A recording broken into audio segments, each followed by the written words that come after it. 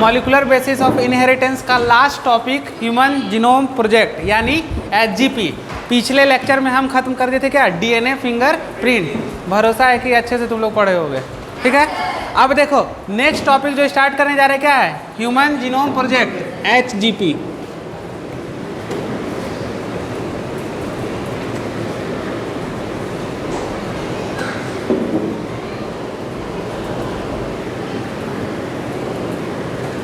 Heading डालेंगे क्या, human genome project.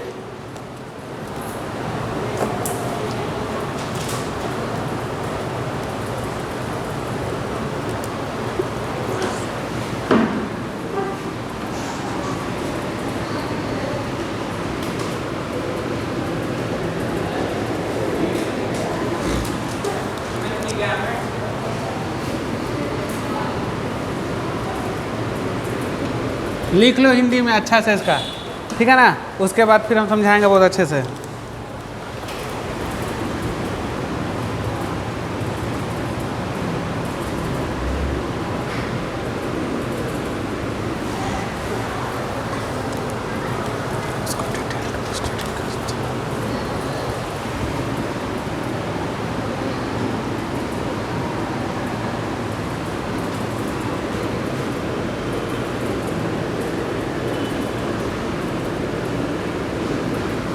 देखो ह्यूमन की गैमिट वाली सेल है, कैसा है, हैप्लॉइड क्रोमोसोम है। उसको क्या करते हैं, इसमें डिटेल स्टडी करते हैं, ह्यूमन जीनोम प्रोजेक्ट। और इसका क्या निकालेंगे, कंक्लूजन। क्या निकालेंगे बाबू,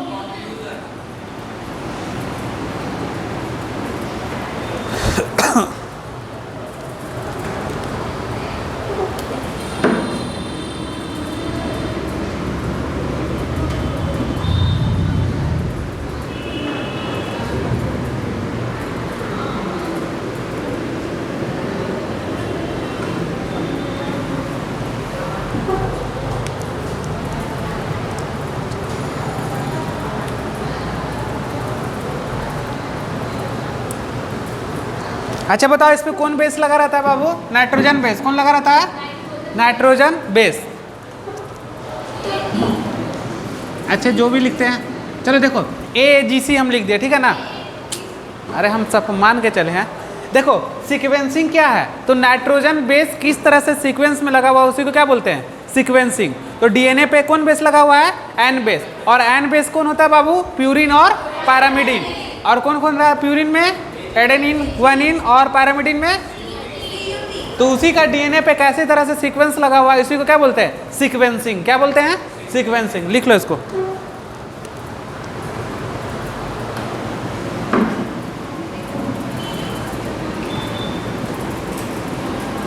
देखो ह्यूमन जीनोम प्रोजेक्ट जो है स्टार्टेड कब हुआ था, 1990।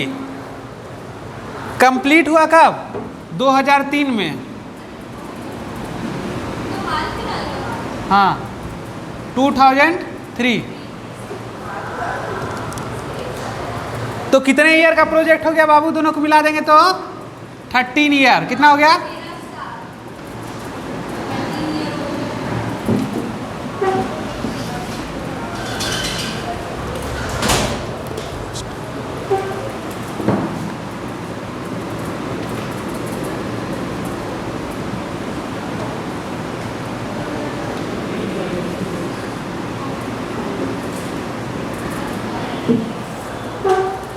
देखो। और फर्स्ट क्रोमोसोम का कब हुआ था कंप्लीट, सारे क्रोमोसोम का हम कर रहे थे ना प्रोजेक्ट। तो फर्स्ट क्रोमोसोम कब कंप्लीट हुआ, 2006 में। यानी सबसे लास्ट में कौन हुआ, क्रोमोसोम नंबर फर्स्ट। लिखो इस पॉइंट को।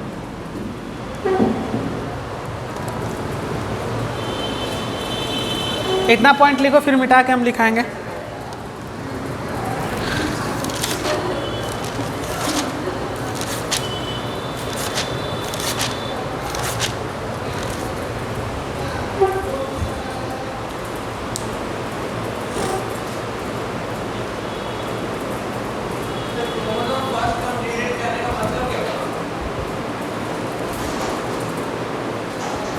चलो देखो सीक्वेंसिंग तो जान गए कि कैसे N बेस का सीक्वेंस लगा हुआ है, उसको क्या बोलते हैं, सीक्वेंसिंग।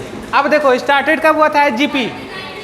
तो सबसे पहले क्या जानेंगे कि ह्यूमन की गैमिट वाली सेल का हैप्लॉइड क्रोमोसोम का क्या करेंगे हम लोग, डिटेल में स्टडी करेंगे।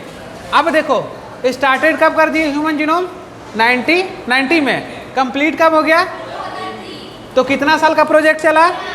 अब बताओ जो फर्स्ट नंबर क्रोमोजोम है, टोटल क्रोमोजोम कितना है 46 है ना डिप्लॉयड कंडीशन में, तो उसमें फर्स्ट नंबर क्रोमोजोम तो होगा ना कोई, तो फर्स्ट नंबर क्रोमोजोम का कब हुआ स्टडी कंप्लीट 2006 में, यानी इस प्रोजेक्ट के बाद भी 3 साल लग गया उसको कंप्लीट करने में।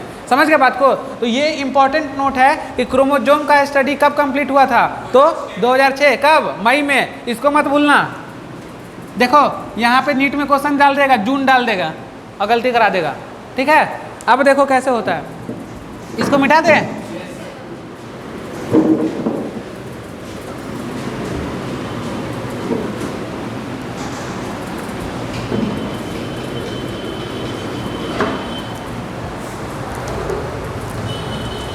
देखो स्टडीड 24 क्रोमोजोम, तुम लोग को अटपटा लगेगा, 23 तुम लोग जाने हो ना आज तक, लेकिन यहाँ 24 लिखे हैं, कैसे होगा ये भी सिखाएंगे। देखो 22 आउटोजोम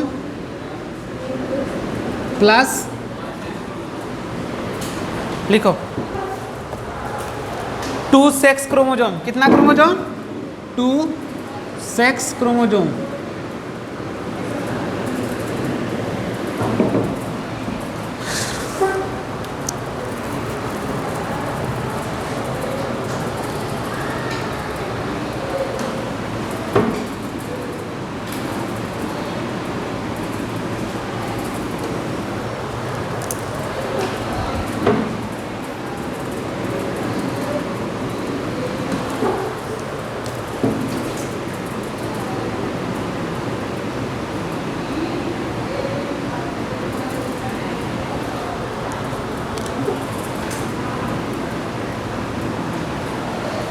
डायग्राम बनाओ।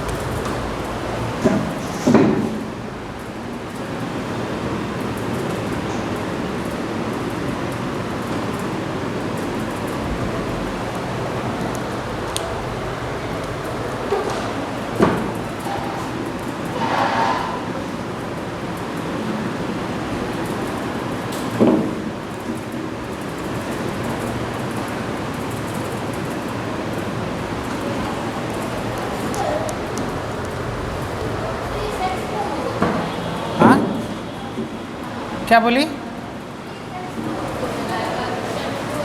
फीमेल में क्या होता है एक्स एक्स ना 22 में। अच्छा ये हम इसको मत करो, एरो मत डालो, ऐसे रहने दो। इधर लिखेंगे आउटोजोम, इधर लिखेंगे सेक्स क्रोमोजोम। क्या बाबू सेक्स, ये तो जान रहे ना एक्स वाई तुम लोग।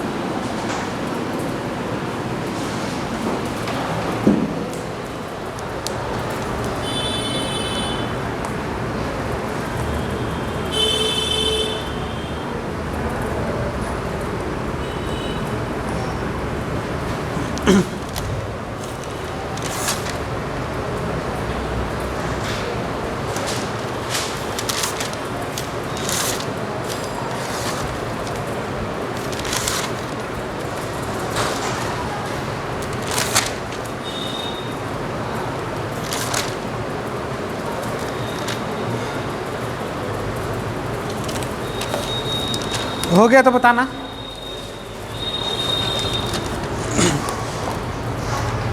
चलो देखो, स्टडी कितना 24 क्रोमोसोम, कितना ऑटोसोम और कितना सेक्स क्रोमोसोम। देखो यहाँ पर 1 2 3 कितना तक ले जा सकते हैं 22, और नीचे में कितना 1 2 3 22 तक। तो ये जो है यही क्रोमोसोम, तो ये भी होगा, सेम होगा ना एग्जैक्ट। तो 22 लिए। अब देखो इसका हमको स्टडी करना है तो हम क्या करेंगे 22 को लेंगे, यानी 1 से लेकर कितना तक ले लिए बताओ 22 तक ले लिए। अब देखो क्या है कि यहाँ पर ये और है क्या बाबू, और देखो ये है सेक्स क्रोमोसोम। फीमेल में क्या क्या बताओ XX, और मेल में क्या है YX। बताओ तुम कि यहाँ पर XX है तो क्या हम एक X को ले सकते हैं, ले सकते हैं कि नहीं, वहाँ जैसे लिए थे। अब देखो यहाँ पर क्या है, यहाँ पर भी तो X है, कोई ज़रूरी है उसको लेंगे। अब यहाँ पे क्या ले लेंगे, तो कितना का स्टडी किया बताओ 2 यहाँ और वहाँ कितना 22, और 22 और 2 कितना हो गया, क्लियर हो गया। 24 क्रोमोसोम का स्टडी कैसे किए देख रहे हो ना। तो हाँ, क्योंकि जो सेम मैच कर रहा है उसको छोड़ दिए और जो नहीं कर रहा है उसको ले लिए, और लेके कितना स्टडी कर लिए 24 क्रोमोसोम का। इसमें कोई दिक्कत बताओ।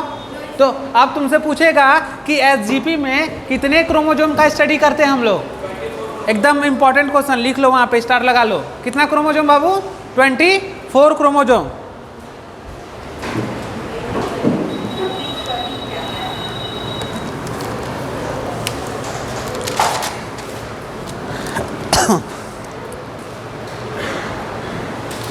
देखो ये जो ह्यूमन जीनोम प्रोजेक्ट था एक मेगा प्रोजेक्ट था, बहुत बड़ा प्रोजेक्ट था।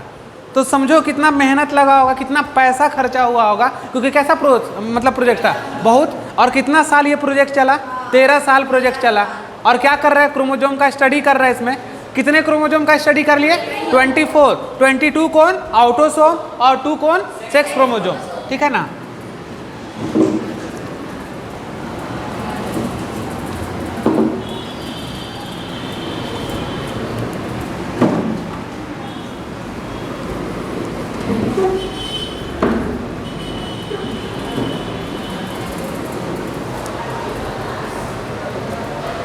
ये कैसा प्रोजेक्ट था, तो मेगा प्रोजेक्ट। कैसा बाबू, मेगा प्रोजेक्ट लिखो।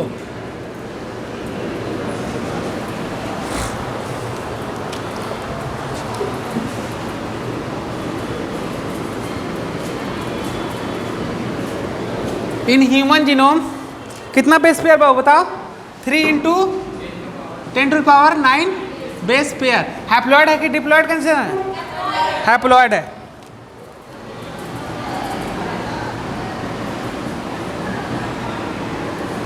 देखो कॉस्ट ऑफ सीक्वेंसिंग, सीक्वेंसिंग बता चुके हैं क्या होता है, बताओ क्या होता है, ठीक है ना।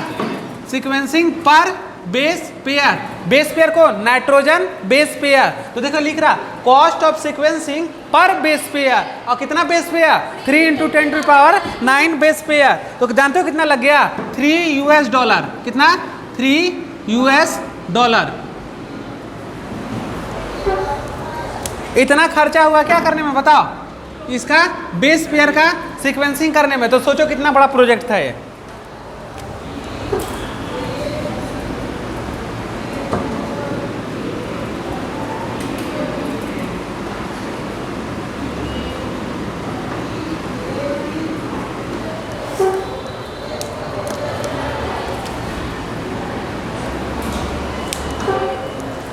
देखो इसी तरह का कितना बेस होगा, टोटल बेस होगा ना, उसी का सीक्वेंसिंग करने के लिए कितना लगा $3, है नहीं, मतलब टोटल बेस पेयर का स्टडी करने में लगा $3, ठीक है ना। तो कॉस्ट ऑफ सीक्वेंसिंग पर बेस पेयर मतलब क्या, ठीक।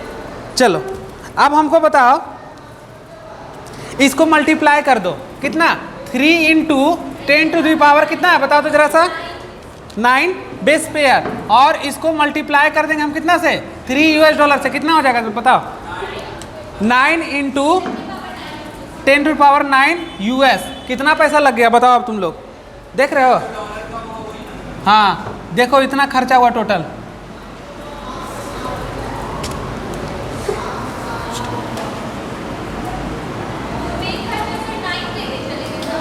हाँ बता रहे हैं, एस्टिमेटेड कॉस्ट लिखा रहे हैं। Estimated cost of this project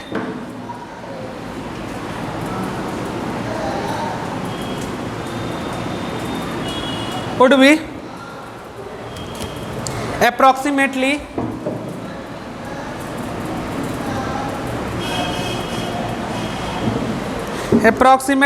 $9 billion US। कितना बाबू? 9 बिलियन US। देखो इतना पैसा लग गया।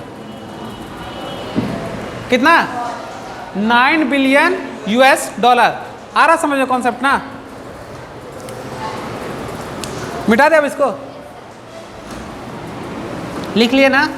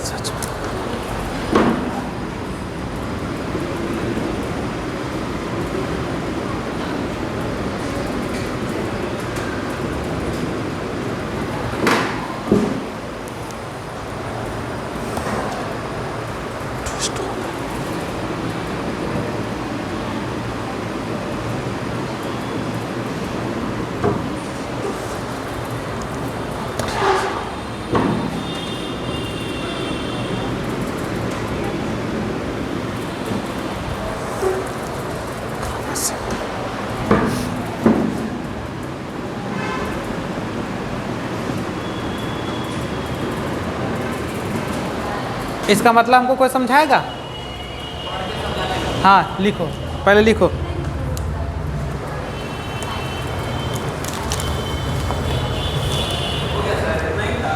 अभी लिखो, इसको समझाओ क्या है।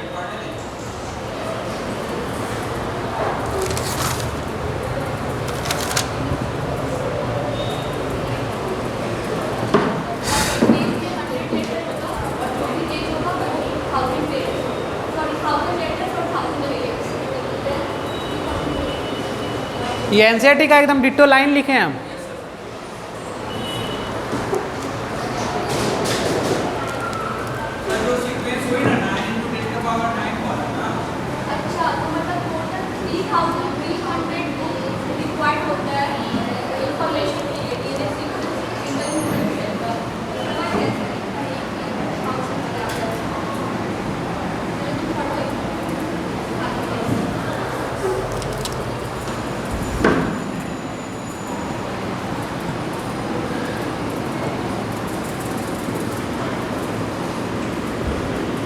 देखो लैंग्वेज को चेंज कर दिए।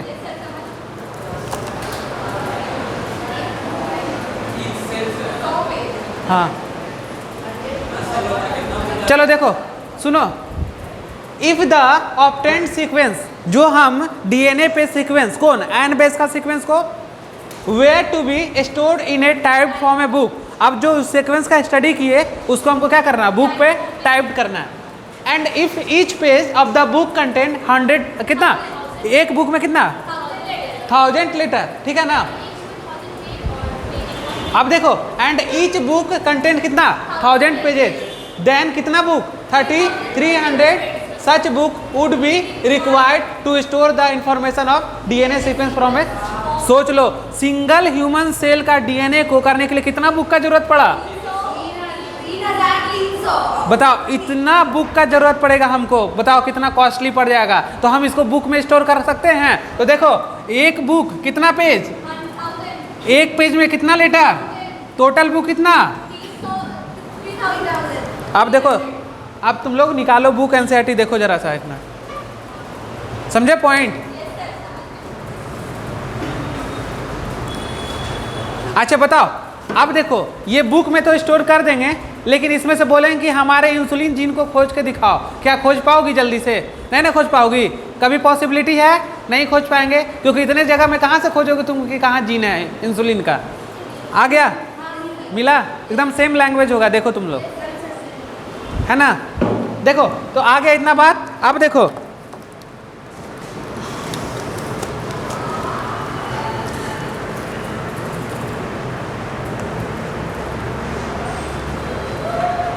अच्छा एक बात हमको बताओ, इतना सारा डाटा को ह्यूमन अपने अनुसार इसको कर सकता था सेटल, नहीं ना कर पाएगा। ह्यूमन आदमी कर पाएगा इसको सेटल, नहीं कर पाएगा। तो इसके लिए हम लोग क्या यूज करते हैं, स्टोर करते हैं कहाँ, कंप्यूटर के अंदर। कहाँ स्टोर करेंगे, कंप्यूटर के अंदर। तो समझ गए सीक्वेंसिंग क्या है, किसका स्टडी किए, कितना क्या आया, कितना बुक लगेगा।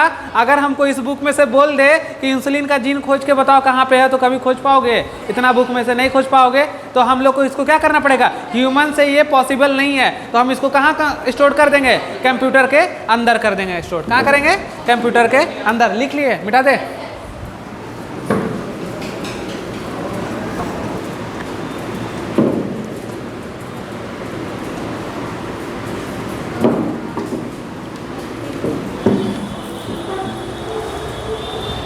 कहाँ करते हैं, स्टोर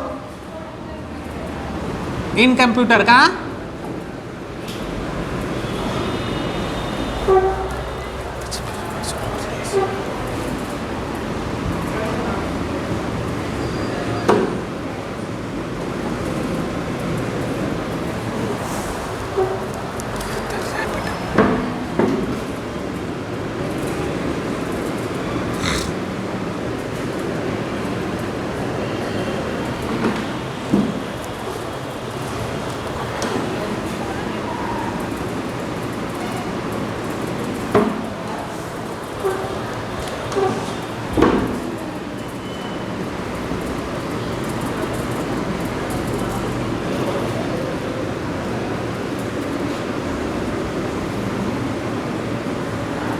देखो तो ये है वर्ड है कहीं एनसीईआरटी में, तुम लोग देखो जल्दी।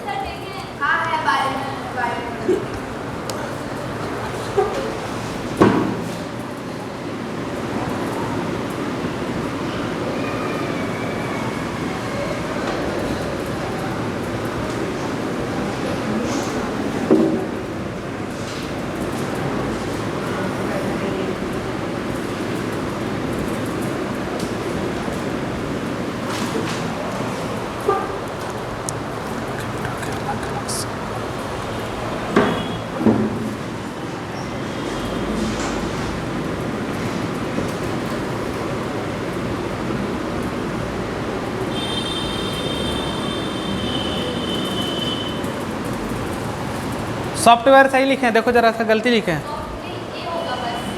क्या पे,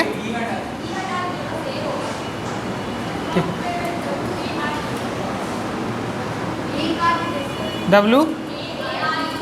देखो कंप्यूटर यूज करते हैं, कंप्यूटर में क्या करते हैं, अलग अलग सॉफ्टवेयर क्या करते हैं बाबू, सॉफ्टवेयर बनाकर डाटा को क्या करते हैं,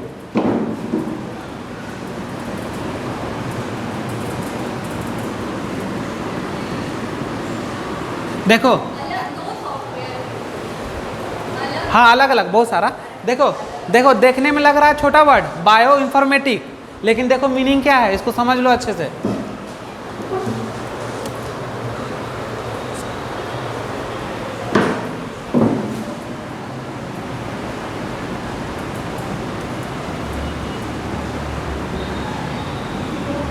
समझ गए? अब तुम लोग का क्लियर हो गया बायो इन्फॉर्मेटिक?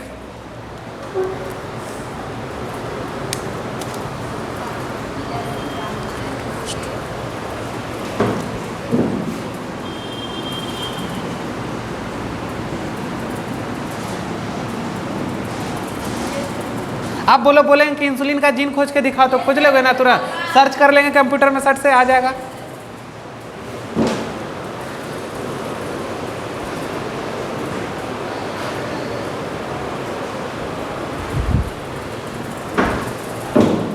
देखो कभी भी कॉपी पलटोगे आप, कभी भी अगर नहीं भी रहेगा तो अगर लिखा रहेगा ऐसा तो तुम लोग समझ जाओगे।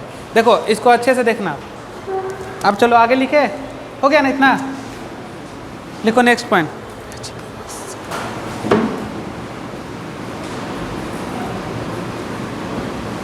कितना ईयर बाबू? 13 ईयर्स।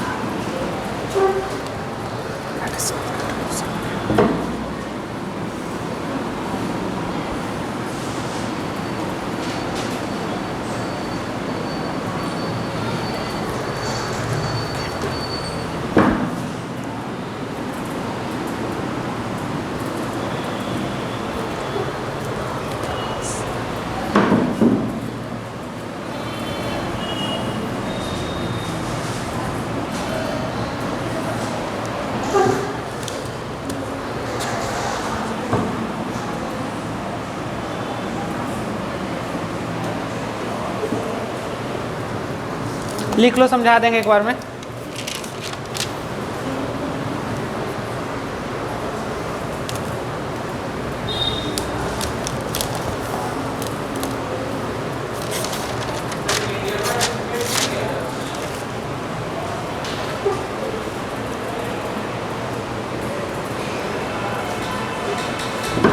ये वेलकम नहीं है, वेलकम है। देखो तो वेलकम और वेलकम में अंतर है ना,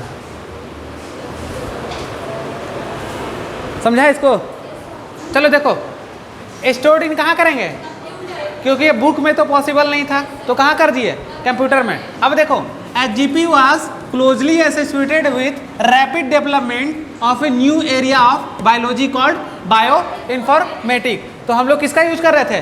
बायो इन्फॉर्मेटिक्स। ये बायोलॉजी की एक ऐसी ब्रांच है जिसमें कंप्यूटर यूज करते हैं।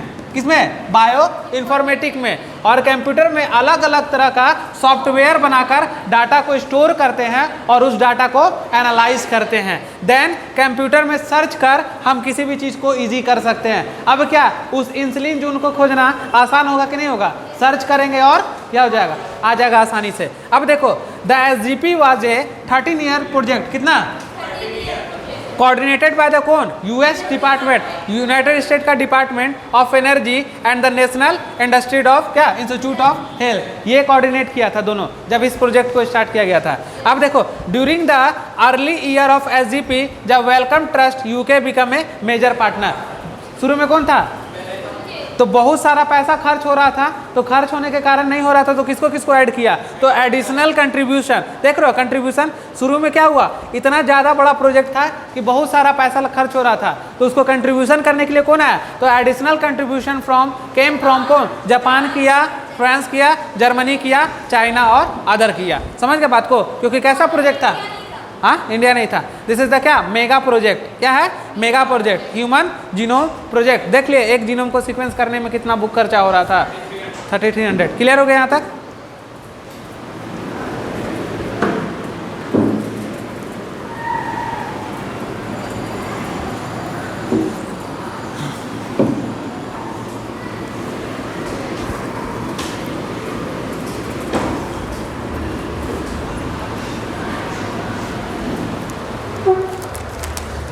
गोल्स ऑफ एचजीपी, लिखो heading, goals of HGP, goals of HGP. कब, 90 गोल्स में क्या है, टारगेट है ना, होगा target.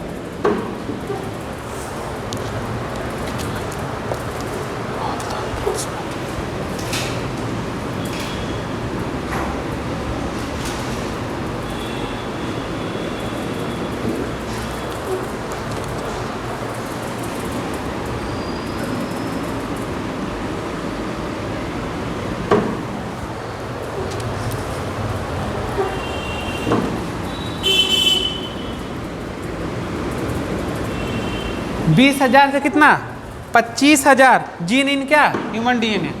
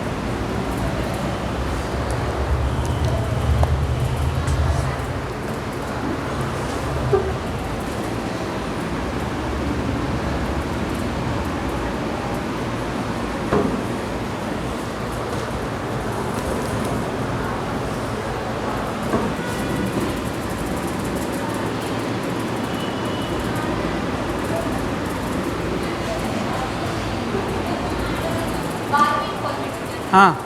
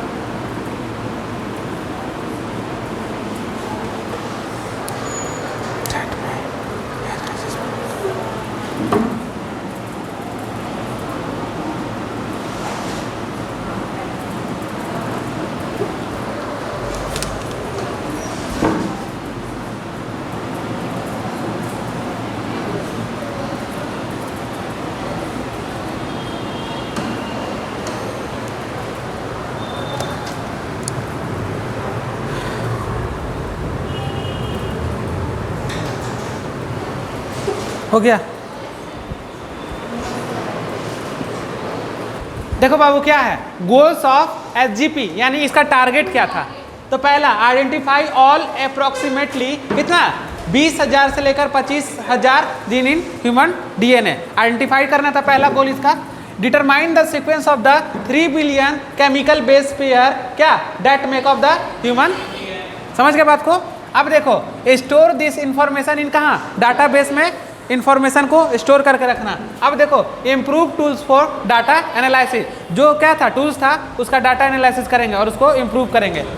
Transfer related technologies to other sector such as industries, जैसे कि मान लो हमको इंटरफेरोन का जीन किसी इंडस्ट्रीज में क्या करना है ट्रांसफर करना है, तो यहाँ से करेंगे ना हम इसी एचजीपी से बना के क्या करेंगे इंडस्ट्रीज में ट्रांसफर कर देंगे।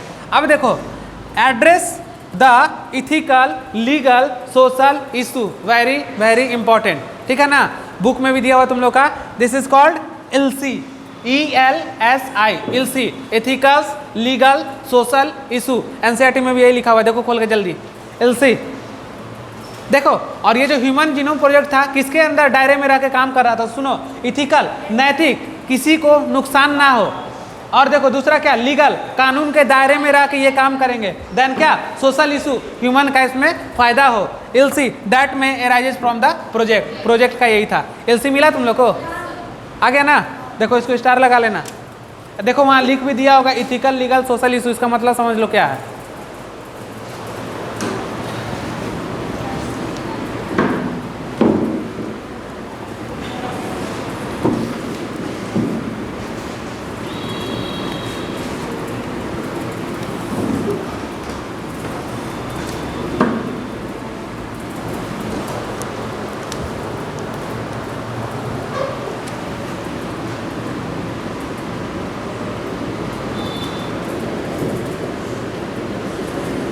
ऑटोमेटेड डीएनए सीक्वेंसर,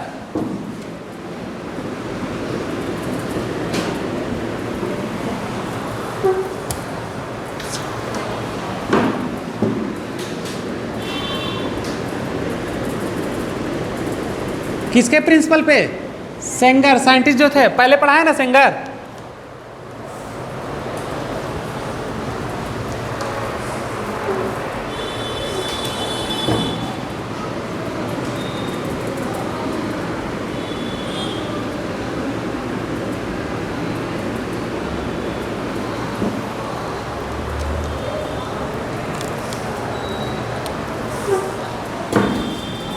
यहाँ क्या एन बेस, यहाँ क्या एन बेस, इसी का ना पता करना हमको। तो क्या करना है इसका पता करना है सीक्वेंस पता करना है, यानी एन बेस का क्या करना है सीक्वेंस पता।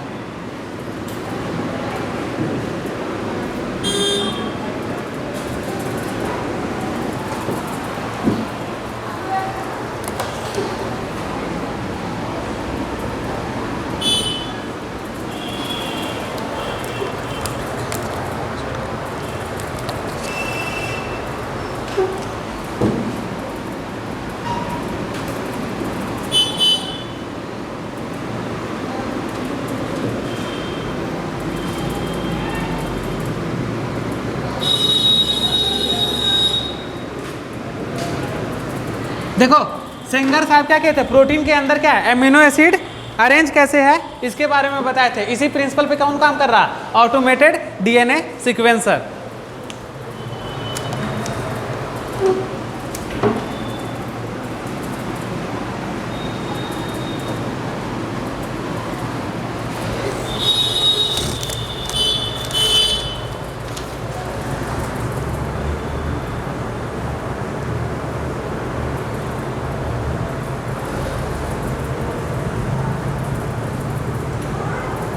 हो गया, मिटा दे।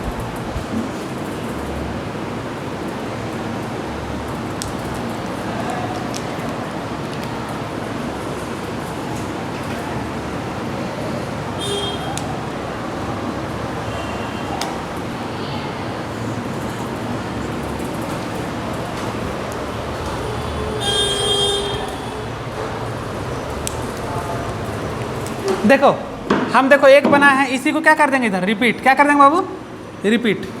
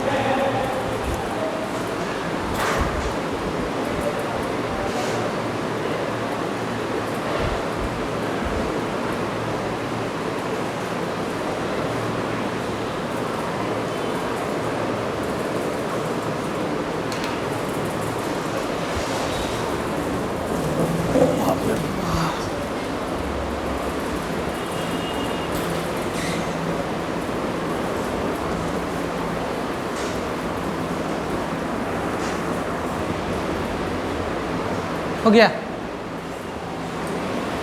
कुछ पूछना है क्या, रिपीट का मतलब समझे, वही सीक्वेंस रिपीट करेगा। चलो देखो आ जाओ, यहाँ पे क्या है कि इसमें इंस्ट्रूमेंट का तो यूज करेंगे ना, तो कौन सा इंस्ट्रूमेंट लिए? Automated DNA sequencer. और किसके प्रिंसिपल काम कर रहा है? तो सेंगर के प्रिंसिपल पे काम कर रहा है। ये डीएनए हुआ हमारा और इस पे सीक्वेंस लगा हुआ किसका? एन बेस का या नाइट्रोजेनस बेस का सीक्वेंस लगा हुआ है। और इसे क्या करते हैं? सीक्वेंस का पता करते हैं। क्या करते हैं? सीक्वेंस का पता करते हैं। देखो अब यहाँ पे क्या है, सेंगर क्या किए थे कि प्रोटीन के अंदर किसके बारे में बताए थे? एमिनो एसिड को कैसे अरेंज करते हैं ये बताए थे कौन? सेंगर साहब। और वही सेंगर के प्रिंसिपल पे कौन था? सीक्वेंसर, ऑटोमेटेड डीएनए सीक्वेंसर, ठीक है ना, कैसे सीक्वेंस में लग जाएगा। तो ये है क्या? ऑटोमेटेड डीएनए सीक्वेंसर है, ठीक है ना। इसमें क्या होगा कि हम बड़ा डीएनए को नहीं डाल सकते हैं, छोटा छोटा डीएनए को फ्रेगमेंट को डालेंगे। जैसे डीएनए के फ्रेगमेंट को डाले ये क्या करेगा? इस तरह से कंप्यूटर के स्क्रीन पर ला देगा और इसको सीक्वेंस में अरेंज कर देगा, एडेनिन, साइटोसिन, गुआनिन, थाइमिन, इसके अरेंजमेंट पे। और जस्ट यही क्या चलेगा? रिपीटेड चलते चल जाएगा। ये डायग्राम एनसीईआरटी में दिया होगा, देखो जरा सा, देखो मिला।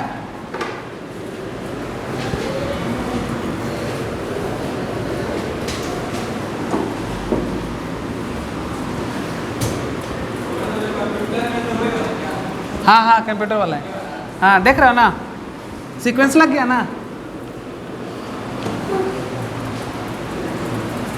सेंगर लिखा होगा वहाँ, देखो पढ़ो। अब देखो लिखो नेक्स्ट टॉपिक, मेथडोलॉजी।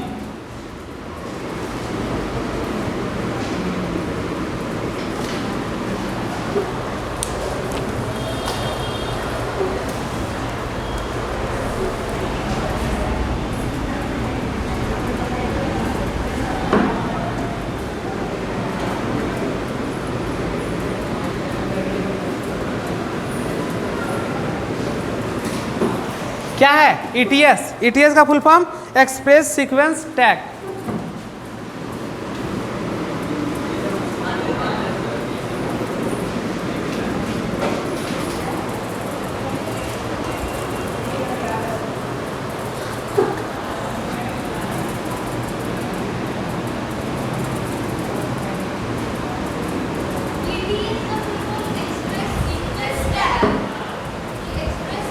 EST होगा ना, EST होगा, सॉरी हमसे गलती लिखा गया।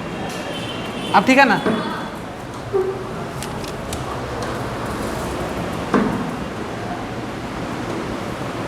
Identify all the genes that expressed. क्या समझे बताओ? एक्सप्रेस का मतलब है क्या समझे? प्रोटीन। हाँ ठीक है, एकदम सही है, एकदम एक्सप्रेस्ड RNA। तो हम क्या पढ़ाए थे पहले तुम लोग को बताओ? ये पढ़ाए थे क्या? कोडिंग। क्या इधर रहता है बाबू? कोडिंग। अब बीच में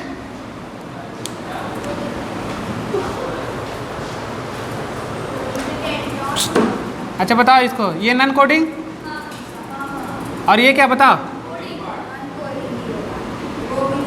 और ये क्या है? कोडिंग।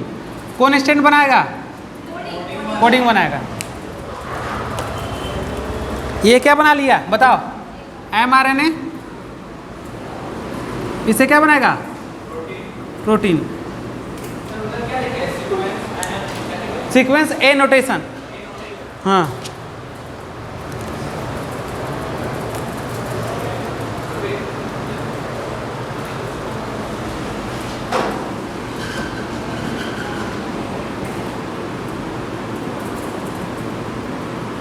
देखो सेल में से क्या निकाले? mRNA। अब देखो cDNA तुम लोग को बताए थे, हाँ बताओ, कॉम्प्लीमेंट्री डीएनए याद आ रहा कुछ? कैसे बनाते थे बताओ? किस ट्रांसक्रिप्शन से? रिवर्स की किससे बनाते थे? हाँ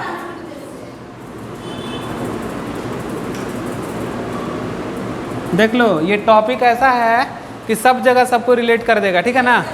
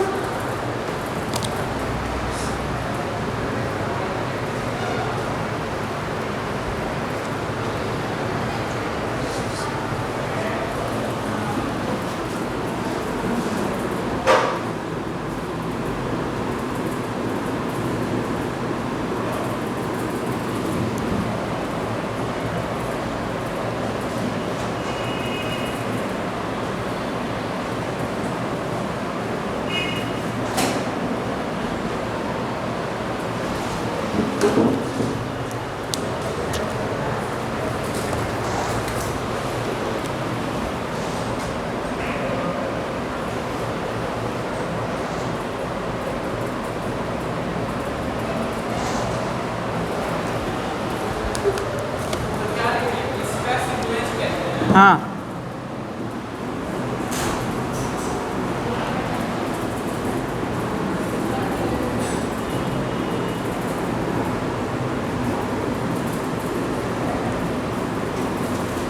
सुनो देख लो, एक बार समझ लो खाली।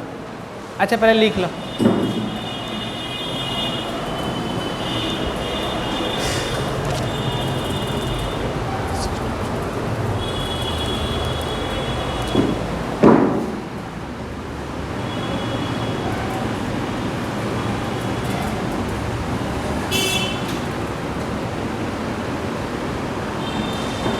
Sequencing the whole set of genome.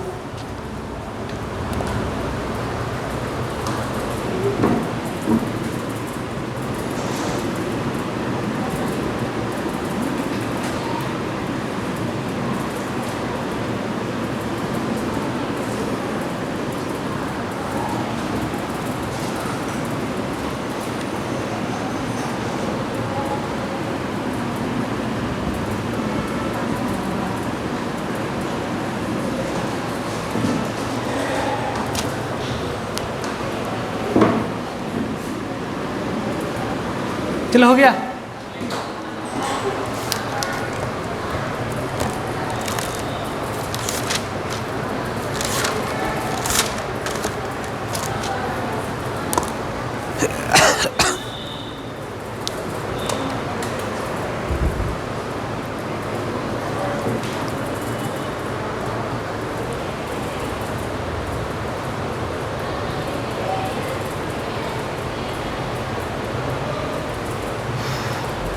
चलो देखो सुनो, मेथडोलॉजी में कितना तरह का है, ईएसटी और सीक्वेंस। देखो ईएसटी में क्या करते हैं, एक्सप्रेस सीक्वेंस टैग का स्टडी करते हैं। तो देखो एक्सप्रेस मतलब क्या हो गया, जो प्रोटीन्स बना रहा है, तो identifying all the genes that express RNA, और आरएनए बनाएगा तो प्रोटीन्स बनाएगा। तो देखो नन कोडिंग, कोडिंग और नन कोडिंग, ये नन कोडिंग क्या बना, कोडिंग क्या बना दिया, एमआरएनए और प्रोटीन्स। देखो सेल में से क्या निकाले, एमआरएनए को, एमआरएनए से क्या बनाए, कॉम्प्लीमेंट्री डीएनए। किस मेथड से, इसका सीक्वेंस करते हैं, क्या करते हैं, इसका सीक्वेंस करते हैं सीडीएनए का, और सीक्वेंस जो मिला उसे क्या करते हैं, ऑटोमेटेड डीएनए सीक्वेंसर में डाल देते हैं, और उसे क्या करते हैं, डीएनए सीक्वेंस को किस में चेक करते हैं, सीक्वेंस ए नोटेशन में चेक करेंगे। लेकिन ये सीक्वेंस ए नोटेशन क्या है, तो सीक्वेंस ए नोटेशन क्या है, sequencing the whole set of genes, मतलब कि जितना भी होल सेट है जीनोम का उसको ये चेक कर लेगा। इसमें मतलब क्या, उसमें तो केवल कोडिंग पार्ट, मतलब देखो कोडिंग कितना परसेंट बताओ, 2%, नॉन कोडिंग कितना, तो कितना बड़ा हो गया, बहुत बड़ा हो गया। तो इसमें केवल कोडिंग पार्ट का स्टार्ट, और इसमें किसमें कर रहा है बताओ, कोडिंग और नॉन कोडिंग, तो होल सेट ऑफ जीनोम नहीं हो गया, तो कोडिंग भी आ गया और नॉन कोडिंग भी आ गया। 98% प्लस 2%, 100% का कर रहा है। तो देखो नॉन कोडिंग, कोडिंग और नॉन कोडिंग, यहाँ क्या हो गया, तो coding of non coding sequence दोनों का कर रहा है स्टडी, ठीक है। तो सीक्वेंस एनोटेशन हो गया, और क्या हो गया, ये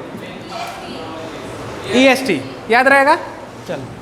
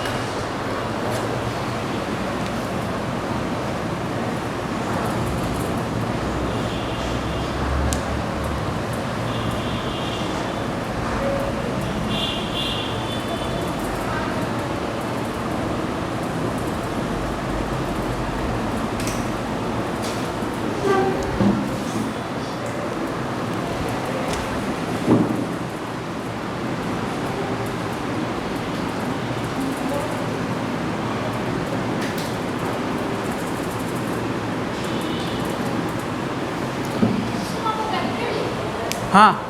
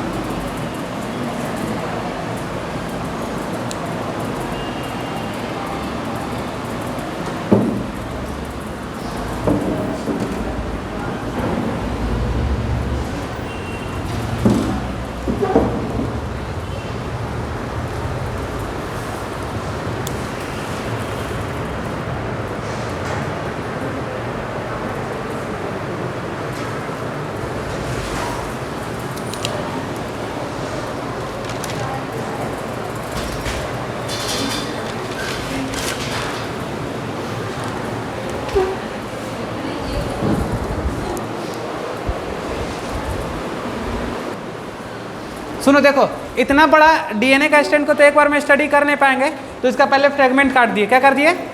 फ्रेगमेंट काटे, और फ्रेगमेंट काटने के बाद क्या, बहुत सारा फ्रेगमेंट कट गया, और इसको बारी बारी से क्या करेंगे, स्टडी करेंगे। लेकिन स्टोर तो कहीं करके रखना होगा ना, तो देखो क्या करते हैं, तो इस डीएनए का स्ट्रैंड को हम लोग कहाँ पे आर्टिफिशियल तरीका से रखेंगे, ठीक है।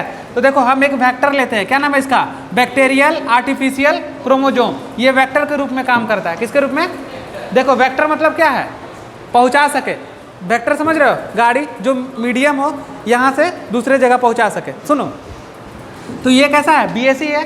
अब देखो ये वेक्टर को क्या किया हम, बताओ इस जगह पे, इस वेक्टर को यहाँ पे ले आए, ये वेक्टर लगा दिए, और ये वाला जो डीएनए का फ्रेगमेंट था इसमें क्या कर दिए, अटैच कर दिए, और किसके अंदर पहुंचा रहे बताओ, बैक्टीरिया के अंदर। यानी कैसा है, होस्ट है। क्या है, होस्ट। और इसके अंदर क्या करेंगे, स्टोर करेंगे। तो कैसे पहुंचा बताओ, वेक्टर के थ्रू पहुंचा है ना। तो बीएसी एक वेक्टर लिए, और इस वेक्टर को क्या कर दिए, डीएनए अटैच कर दिए, और ये डीएनए कहाँ पहुंचा दिया, बैक्टीरिया के होस्ट सेल में पहुंचा दिया। अब यहाँ पे हो गया, अब इसको बारी बारी निकाल के क्या करेंगे, स्टडी करेंगे। इसी तरह जब हम ईस्ट का बात करें, तो देखो क्या कर रहा है, अब यहाँ पे कौन वेक्टर ले लिए, ईस्ट आर्टिफिशियल क्रोमोजोम ले लिए, ठीक है। अब ये वेक्टर की तरह काम कर रहा, फिर से लाए, और इस बार कहाँ डाल दिए, ईस्ट के होस्ट सेल में डाल दिए। देखो BAC और YAC, तुम लोग के NCERT में क्या लिखा हुआ है, देखो जल्दी 1 मिनट पढ़ो।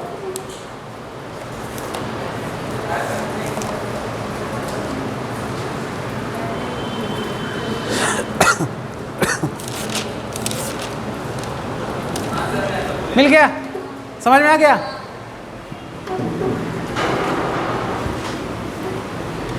बड़ा जल्दी तुम लोग समझ जाते हो जी।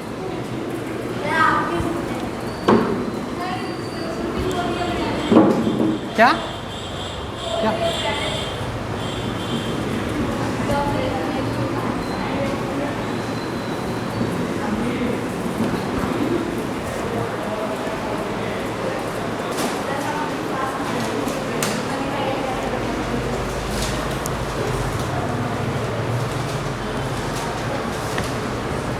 देखो, रेंडम काटने के बाद बहुत सारा फ्रेगमेंट हो जाएगा, और बहुत सारा फ्रेगमेंट को पहचानना आसान होगा नहीं होगा। तो उसको पहचानने के लिए हम एक मेथड लेते हैं, ओवरलैपिंग मेथड। क्या लिखेंगे बाबू, ओवर।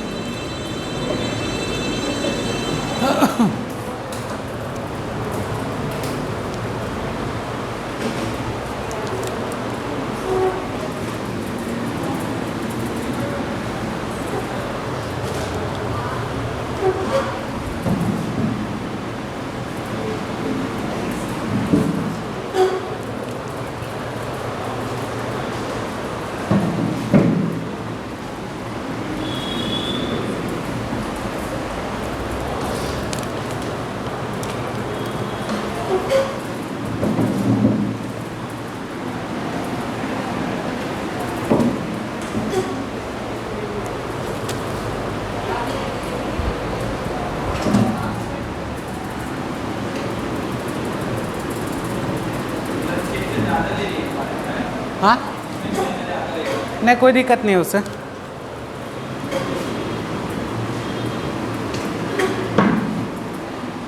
समझने से मतलब है तुमको केवल, ठीक है ना।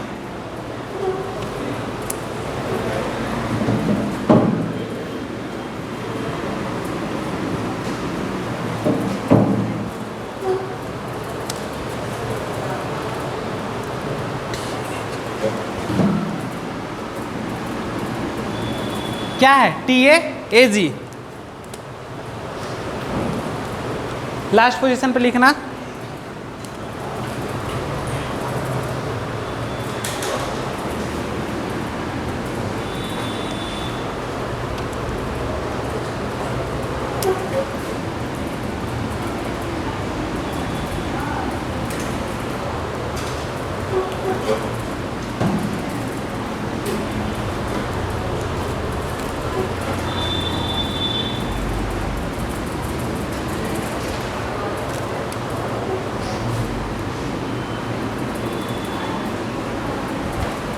लिख लिए ऐसे।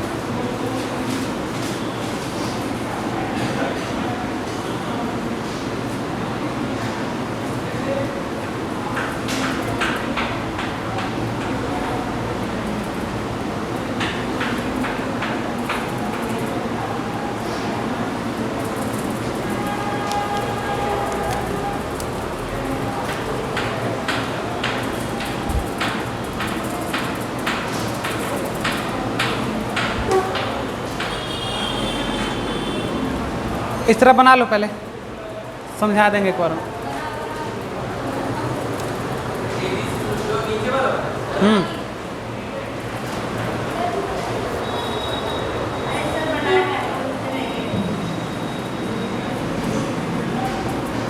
बना रही है ना, बना जल्दी।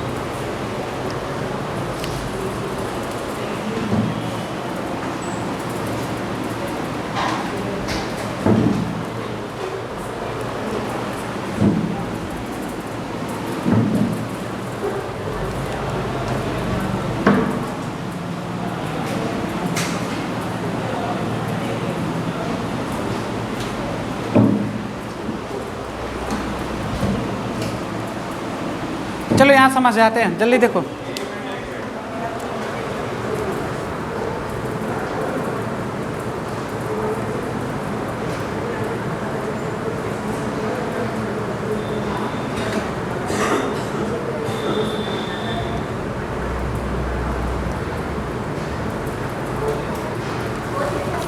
हो गया। सुनो देखो, हम ओवरलैपिंग क्यों कर रहे हैं, सुनो। हम ओवरलैपिंग ये करना चाह रहे हैं, इसलिए कर रहे हैं क्योंकि हम जानना चाहते हैं कि बाद का सीक्वेंस कौन है, बाद में कौन आ जाए, ठीक है। तो इससे पता चल रहा है, देखो यहाँ पर हम एक चीज़ लिखा रहे हैं, फर्स्ट के एंड पे कौन है। देखो सबसे पहला ये फर्स्ट वाला है ना, ये क्या है तुम्हारा, बताओ। फर्स्ट के एंड पे कौन है, बताओ। हाँ देखो यहाँ पे देखना, समझते चलना, नोट कर लो। देखो फर्स्ट के इंड पे कौन है बताओ? ए सी सी, ए जी सी सी। चलो अब देखो, तो हमको बताओ कि सेकेंड के स्टार्टिंग पे कौन हो जाएगा, बताओ जल्दी बताओ। ये जब ए जी सी सी सी है तो देखो, तो इसका स्टार्टिंग पे नहीं होगा, ये पहला नंबर है, ये हो जाएगा ए जी सी सी। तो देखो सेकेंड के स्टार्टिंग पे कौन होगा? ए जी सी सी। इसी तरह क्या होगा, सीक्वेंस चलते चल जाएगा। अब बताओ सेकेंड के इंड पे कौन है, बताओ?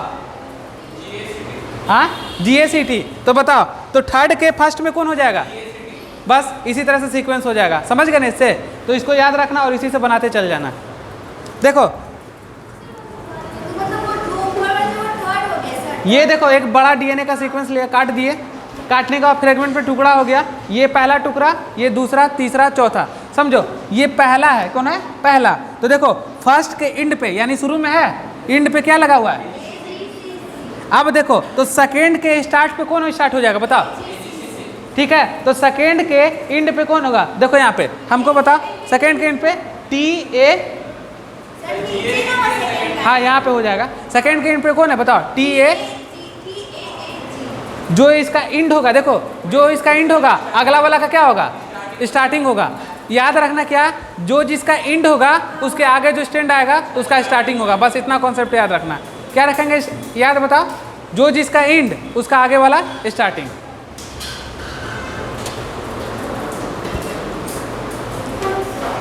आ गया? ओवरलैपिंग से तो इस तरह से पता चल गया।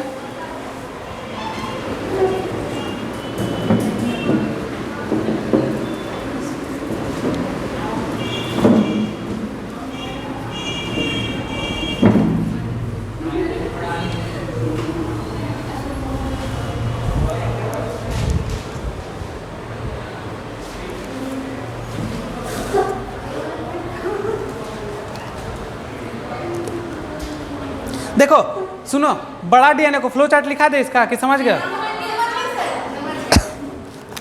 पहले क्या किए, बड़ा डीएनए को हम, देखो बड़ा डीएनए को काटे ताकि आपस में क्या सके, ओवरलैप कर सके। और उसका क्या क्या, उसका ओवरलैप करने के लिए फ्रेगमेंट बनता है।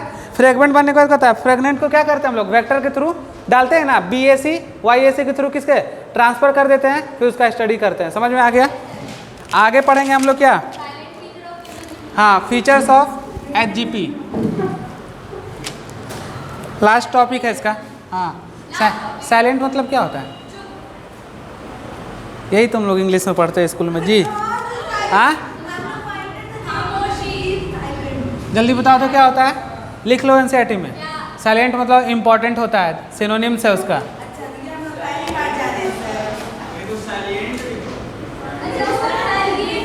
हाँ देखो ना, ये लोग साइलेंट बोल रहा है, साइलेंट है।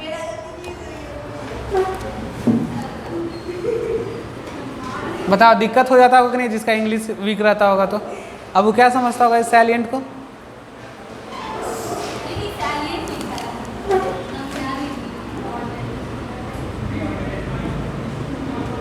फीचर्स ऑफ क्या है, HGP।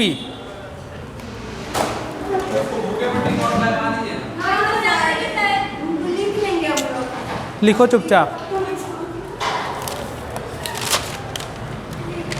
10 मिनट और वेट करो बस।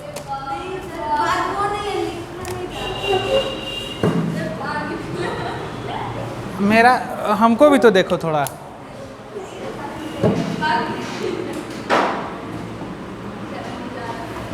थर्टी 3164.7 लिखो। कितना बेस पेयर कितना हो जाएगा? 3 × 10⁹ मेरे साथ लिखते चलो ना।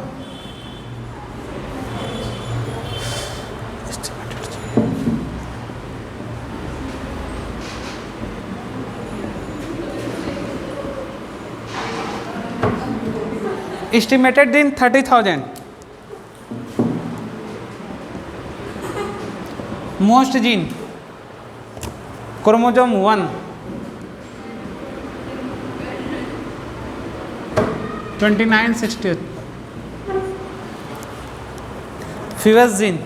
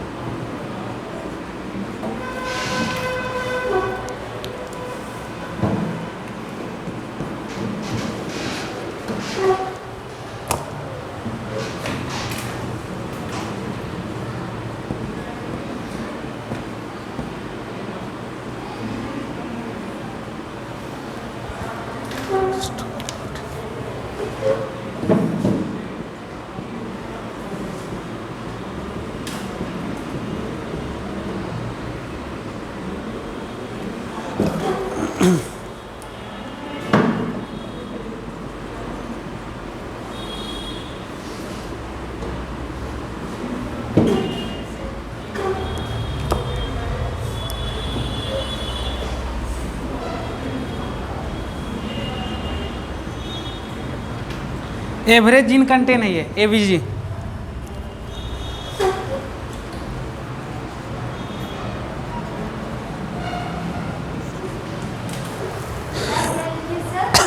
एवरेज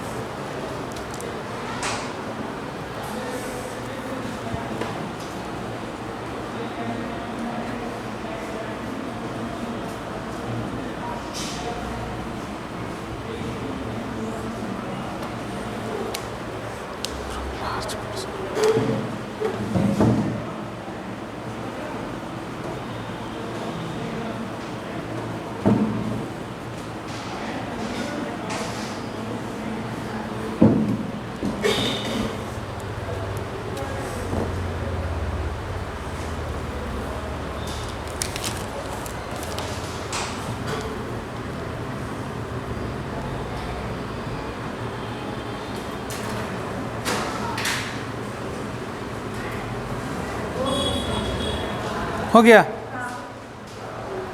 ये रिपीटेटिव का मतलब समझते हो तुम लोग क्या?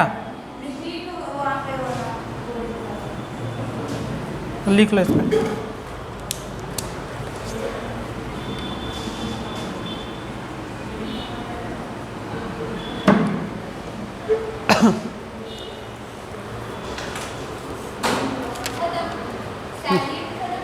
नहीं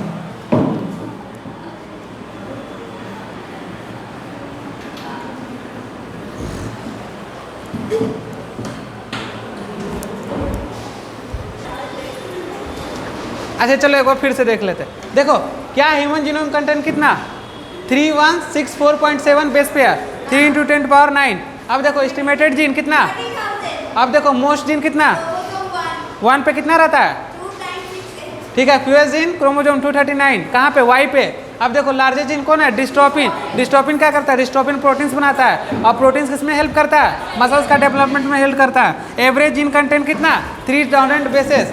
अब सुनो जीन किसको बोलते हैं, क्रोमोसोम का स्मॉल पार्ट जो आरएनए का फॉर्मेशन करे उसको जीन बोलते हैं। तो कोई जीन कितना बेस पेयर का हो सकता है 200, कोई 4000 और कौन क्या फिर से 2000 4000। अगर एवरेज लेंगे तो कितना हो जाएगा 300। अब देखो कोडिंग पार्ट कितना लेस देन 2%। अब देखो repetitive sequence from large portion to human genome क्या, देखो इतना रिपीटेटिव होगा। अब इसके बारे में थोड़ा पढ़ाते हैं। देखो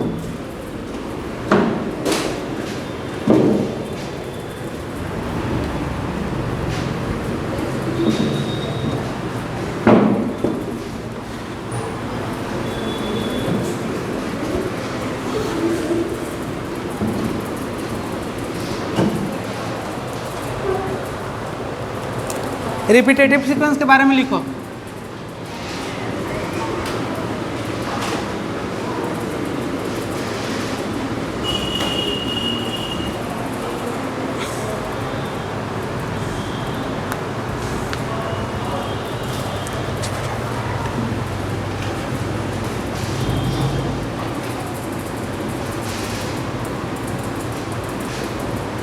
It repeated many times or sometimes.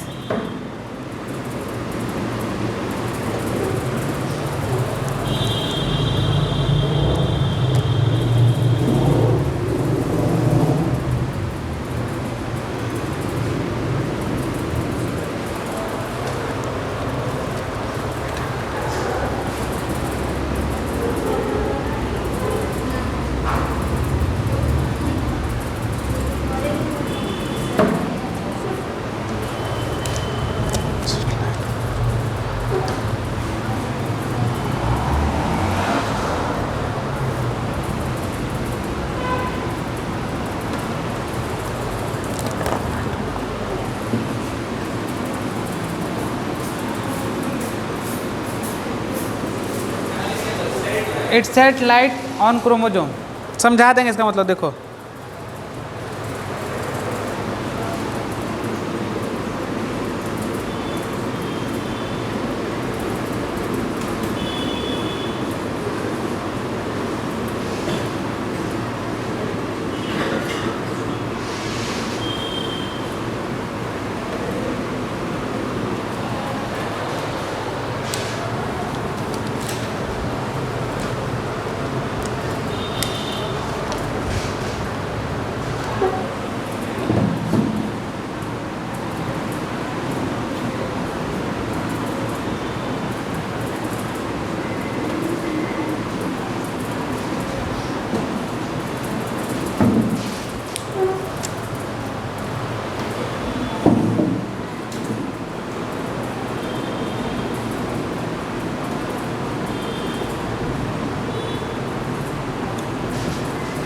देखो सुनो, ये क्या है?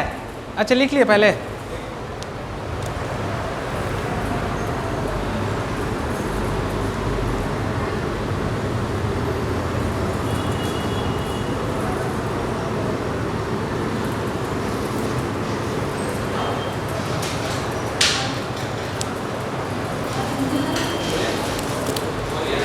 देखो सुनो, रिपीटेटिव मेनी टाइम और सम टाइम्स 100 to 1000 टाइम। देखो it have the direct coding function, it set light on chromosome, ठीक है ना। रिपीटेटिव मतलब डीएनए के सीक्वेंस पे क्या होता है, रिपीट होते चल जाता है। अब देखो डायनेमिक्स और कैसा फंक्शन, इवोल्यूशन। डायनेमिक किस में यूज करेंगे, फिंगरप्रिंट में। अब देखो इवोल्यूशन का मतलब क्या, ह्यूमन, चिंपैंजी और रेट। अच्छा बताओ ह्यूमन और चिंपैंजी में क्लोजेट रिलेटिव है कि नहीं, बताओ है ना। तो इससे भी क्या कर सकते हैं, क्लियर कर सकते हैं, किससे, इस रिपीटेटिव सीक्वेंस से, ठीक है ना। तो ये दोनों में सीक्वेंस ज़्यादा होगा और इसमें कम होगा, तो क्लोजली रिलेटेड इसके बारे में बता सकते हैं इससे, ठीक है। क्या चीज, वही साइड जो लाइट क्रोमोजोम के ऊपर होता है। रिपीटेटिव डीएनए कहाँ होगा, डीएनए, डीएनए में क्या क्रोमोजोम होगा ना, उसी को सेट करेगा। देखो एक पॉइंट और है, एसएनपी। देखो जो एनसीईआरटी निकालो एसएनपी से, हाँ लिख लो इसको, लिखो जल्दी।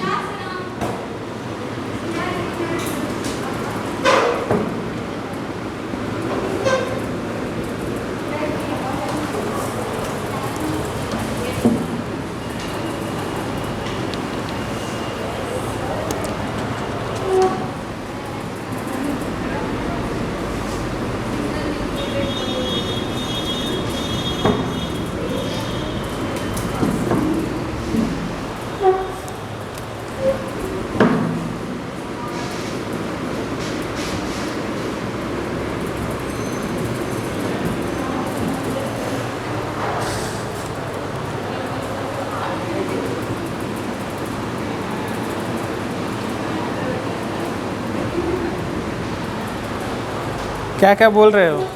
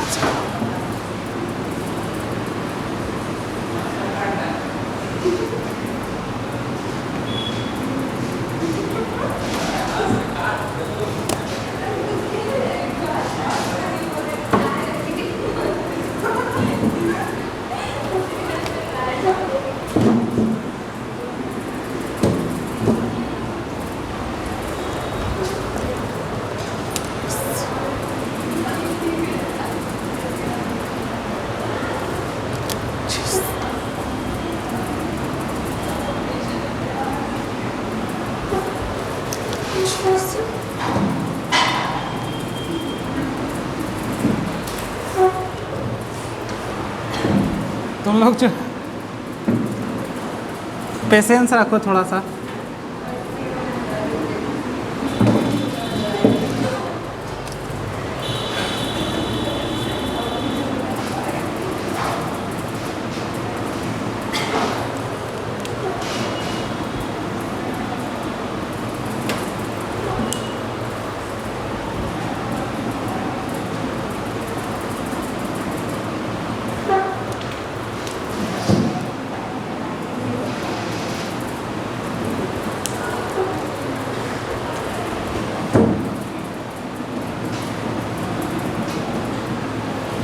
ये तो समझ जाओगे, इसमें कुछ है थोड़ा।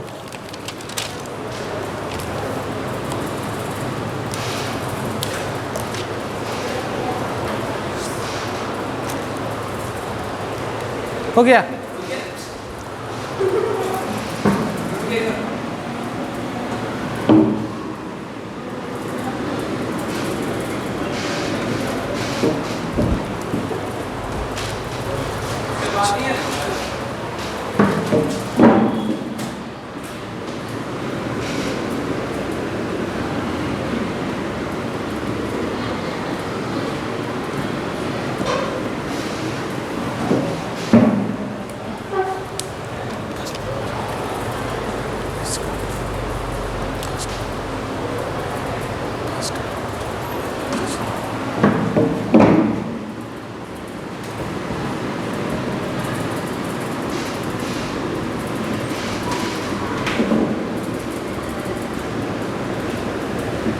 First prokaryote in which complete genome was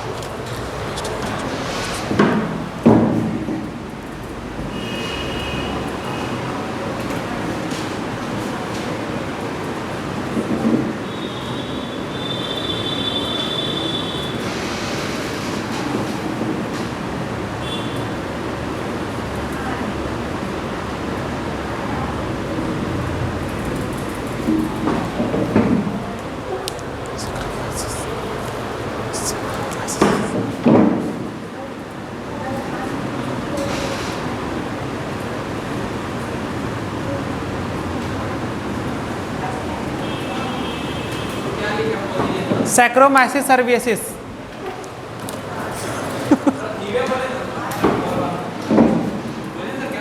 Saccharomyces cerevisiae।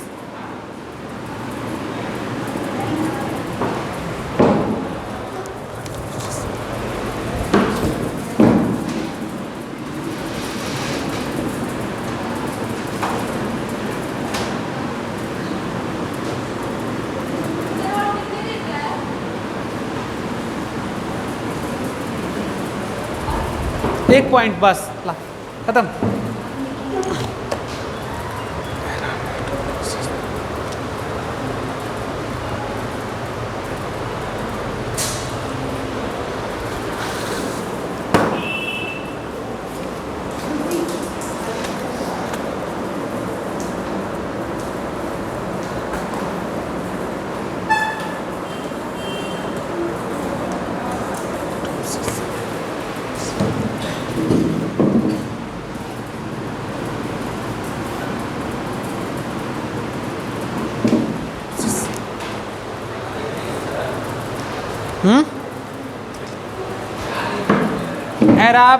Arabidopsis, ठीक है ना,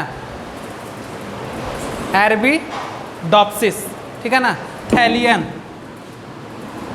इसको बोलते हैं स्मॉल मस्टर्ड प्लांट।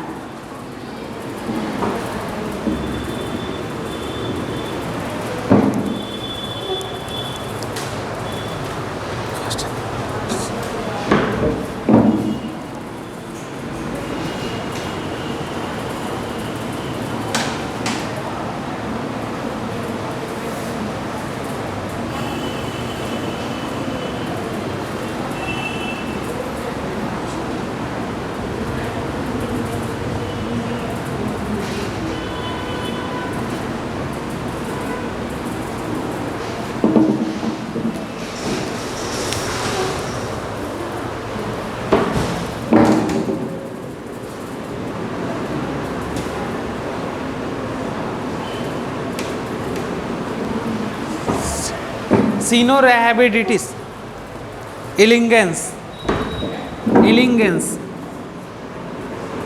सब एनसीईआरटी में मिलेगा, जाके नोट कर लेना अपना, देखना तुम लोग, कोई चीज़ बाहर नहीं पढ़ा है, निमोटेड है ये।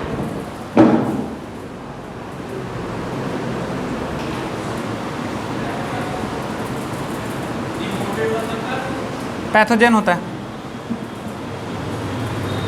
चलो ये इंड हो गया। इस तरह से तुम लोग का क्या चैप्टर, 1 मिनट रुक जाओ, देखो इसके बारे में समझ गए, 1 मिनट देख लो ध्यान से, बस देख लो, सुनो। सिंगल न्यूक्लियोटाइड पॉलीमॉर्फिज्म, 1 न्यूक्लियोटाइड का क्या डिफरेंट, ठीक है ना, तो डिफरेंट आ रहा ना, तो यहाँ देखो सी है तो इसका कितना 1 का डिफरेंस, और यहाँ क्या जी है तो ए आ गया, और यहाँ ए है तो क्या हो गया सी, 1 का डिफरेंस दिख रहा है किसमें, पर्सन 1 से लेकर पर्सन 2 में, इसको क्या बोलेंगे SNP, मतलब 1 न्यूक्लियोटाइड का डिफरेंस आएगा तो उसको क्या बोलेंगे SNP। अब देखो other organism where genome are also sequence, मतलब कि जो हम सीक्वेंस कर रहे थे उसके अलावा तो अदर ऑर्गेनिज्म में हुआ था सीक्वेंस। पहला first Procreate in which complete genome was sequence, Haemophilus influenza में हुआ था प्रोक्रिएट का बात करेंगे तो। अगर यूक्रिएट का बात करेंगे तो सैक्रोमाइसिस सर्विसेस में होगा। अगर हम फर्स्ट प्लांट का बात करेंगे तो अरेबिडोप्सिस क्या थैलियन स्मॉल मस्टर्ड प्लांट में। अगर हम फर्स्ट एनिमल का बात करेंगे तो सिनोरेबिडिट एलेंगेंस में हुआ था जो क्या है निमोटेड है। इस तरह से आज हम लोग का मॉलिक्यूलर बायोलॉजी इंड हो गया, और नेक्स्ट क्लास में हम लोग स्टार्ट करेंगे बायोटेक्नोलॉजी, ठीक है ना, ठीक है, और नेक्स्ट क्लास होगा हम लोग का क्या बायोटेक्नोलॉजी का।